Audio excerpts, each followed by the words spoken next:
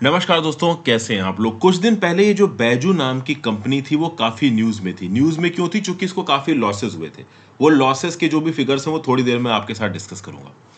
अभी रिसेंटली ये न्यूज़ निकल के आई है कि केरला में तिरुवनंतपुरम में जो बैजू का ऑफिस है, वहाँ पे 170 लोगों से कहा है कि आप रिज़ाइन कर दो वॉलंटियर। और अगर आपने रिज़ाइन नहीं किया तो आपके कॉन्ट्रैक्ट को टर्मिनेट कर दिया जाएगा। तो अगर आप रिज़ाइन करते हो तो आपके रिज्यूम में नज़र आएगा कि भाई आपने खुद वॉलंटरली रिज़ाइन किया है।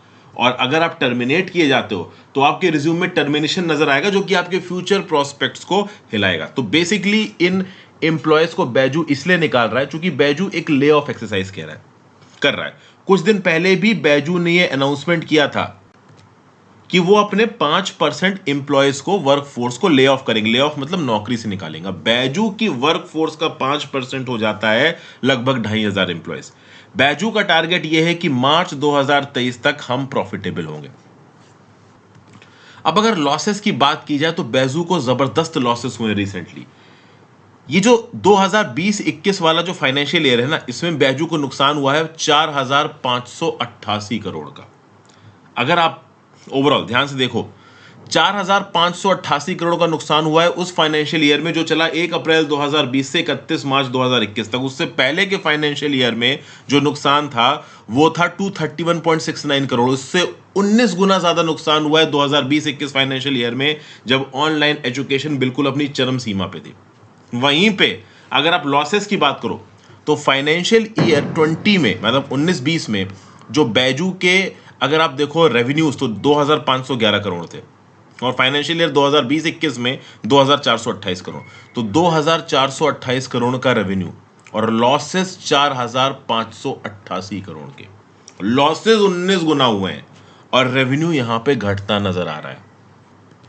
तो इस बात को लेके जो बहुत सारे फाइनेंशियल एक्सपर्ट्स हैं, जैसे कि हर्ष गोयनका जी, किरण मजुमदार शॉ, इन्होंने क्वेश्चन उठा दिया कि भाई बैजू कमा रहा है 2280 करोड़, लॉस हो रहा है 4580 करोड़ का। मतलब ₹1 अगर आप डाल रहे हो तो ₹2 वो वापस दे रहा है। मतलब ओवरऑल जितना कमा रहा है उससे दोगुना नुकसान है। और उसके साथ साथ जो बैजू का वैल्यूएशन है वो $22 बिलियन है। तो इस वैल्यूएशन को भी यहां पे क्वेश्चन किया गया हर्ष गोयनका के द्वारा और किरण मजुमदार शॉ के द्वारा। हालांकि बाद में बैजू की तरफ से यह क्लैरिफिकेशन आया था कि 2021-22 फाइनेंशियल ईयर में उनका जो रेवेन्यू है वो 10,000 करोड़ का है। हालांकि लॉसेस क्या है वो अभी रिपोर्ट नहीं हुए। 2020-21 फाइनेंशियल ईयर के लॉसेस को 19 महीने बाद रिलीज किया है बैजू ने, और अभी के लिए 2021-22 फाइनेंशियल ईयर में अपना रेवेन्यू तो 10,000 करोड़ बता दिया है, बट लॉस नहीं बताया है। लेकिन जो बैजू के फाउंडर है बैजू रविंद्रन और उनकी जो वाइफ है, उन्होंने इस बात को एक्सेप्ट किया था कि हाँ भाई हमारे कुछ फाइनेंशियल्स खराब रहे हैं, इसलिए ओवरऑल हम अपने फाइनेंशियल्स को सही कर रहे हैं। और एक इनका ये था कि भाई 5% अपनी वर्कफोर्स को कम करेंगे, 2500 एम्प्लॉयज को नौकरी से निकाला जाएगा। और उसी कंटेक्स्ट में देखा जाए तो तिरुवनंतपुरम में जो ऑफिस है बैजू का, वहां से 170 एम्प्लॉयज को बोला गया है कि भैया आप अपना रेजिग्नेशन दे दो। अब जैसे ही ये बोला गया, ये जो 170 एम्प्लॉयज है ना, ये पहुंच गए केरला के लेबर मिनिस्टर वी शिवनकुट्टी साहब के पास। अब एक प्राइवेट कंपनी नौकरी से निकाल रही है कुछ एम्प्लॉयज को, और उसके बाद वो एम्प्लॉयज पहुंच जाए उस स्टेट के लेबर मिनिस्टर के पास। अब देखिए क्या हुआ है कि ये एम्प्लॉयज सबसे पहले तो गए हैं एक वेलफेयर ऑर्गेनाइजेशन के पास जिसका नाम है प्रतिध्वनि। प्रतिध्वनि इस पर्टिकुलर वर्कर्स के बिहाफ पे गया है लेबर मिनिस्टर शिवनकुट्टी जी के पास। शिवनकुट्टी जी ने बोला है कि जी हाँ, हम यहां पे इंटरवीन जरूर करेंगे। ओवरऑल बैजू के प्रोमिनेंट रिप्रेजेंटेटिव को बुलाया गया, हालांकि वो रिप्रेजेंटेटिव वहां पे अवेलेबल नहीं था। बैजू ने बोला कुछ समय दीजिए, बैठ के मीटिंग करेंगे। ओवरऑल एक बीच के रास्ता को निकालने की बात की जा रही है। कैसा बीच का रास्ता? तो देखिए, ये जो पर्टिकुलर बैजू कंपनी है वो ये बोल रही है कि हमने शुरुआत में ये जितने भी एम्प्लॉयज निकाले जा रहे हैं, इनको एक ऑप्शन दिया था कि आप चाहो तो बैंगलोर ऑफिस रिलोकेट कर जाओ, और अगर आप बैंगलोर ऑफिस रिलोकेट नहीं कर रहे हो तो आपकी नौकरी जाने के उपलक्ष्य में हम आपको कुछ एक्स्ट्रा चीजें देंगे।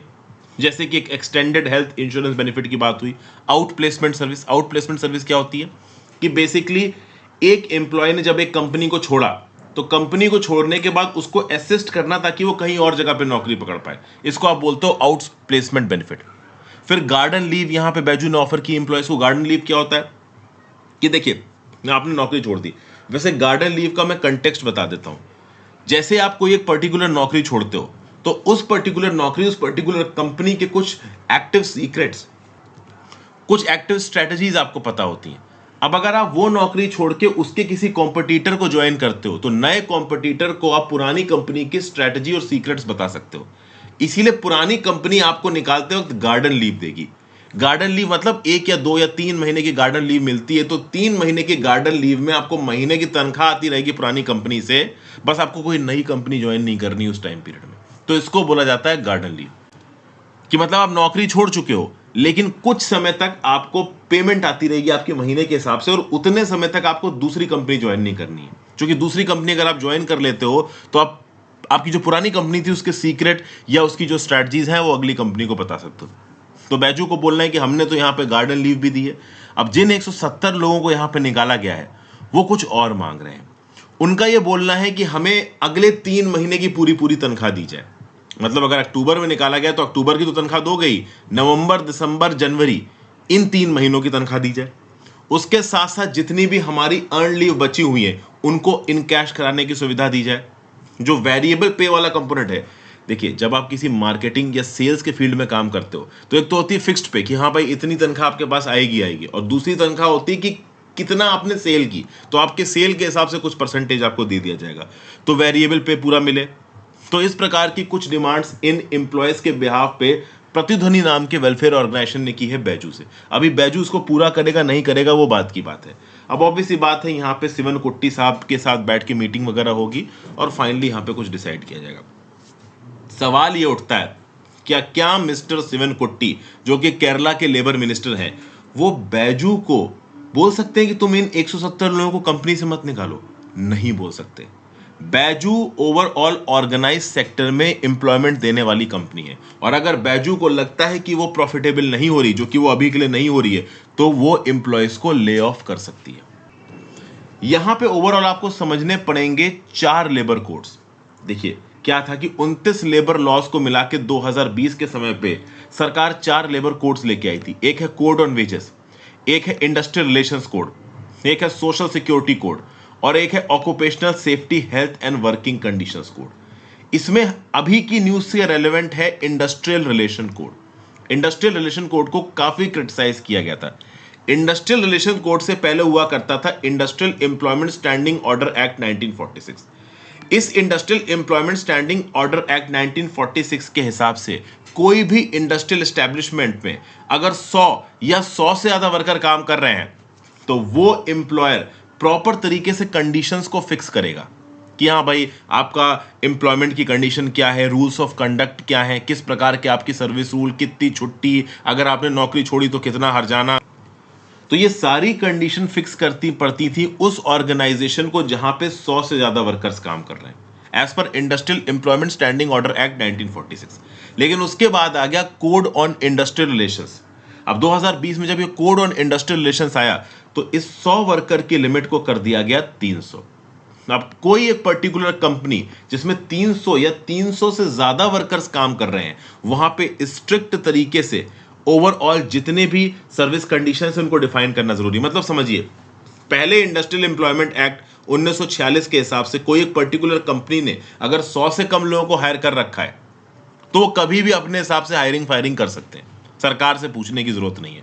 और नए कोड के हिसाब से, कोड ऑन इंडस्ट्रियल रिलेशंस के हिसाब से, अगर कोई पर्टिकुलर कंपनी ने 300 से कम वर्कर्स को हायर कर रखा है तो बिना सरकार को बताए हायरिंग फायरिंग की जा सकती है। 300 से कम वर्कर्स काम कर रहे हैं तो सर्विस रूल को भी प्रॉपर तरीके से कोडिफाई करने की जरूरत नहीं है। इसीलिए कोड ऑन इंडस्ट्रियल रिलेशंस को क्रिटिसाइज किया गया कि भाई पहले का जो इंडस्ट्रियल एम्प्लॉयमेंट एक्ट 1946 था वो उन कंपनीज को अकाउंटेबल करता था जो 100 से ज्यादा वर्कर्स हायर करती थी, और अब कोड ऑन इंडस्ट्रियल रिलेशंस उन कंपनीज को अकाउंटेबल कर रहा है जो 300 से ज्यादा वर्कर्स हायर करती हैं। मतलब बहुत सारी कंपनीज इस particular code on industrial relations के एम्बिट से बाहर निकल गई।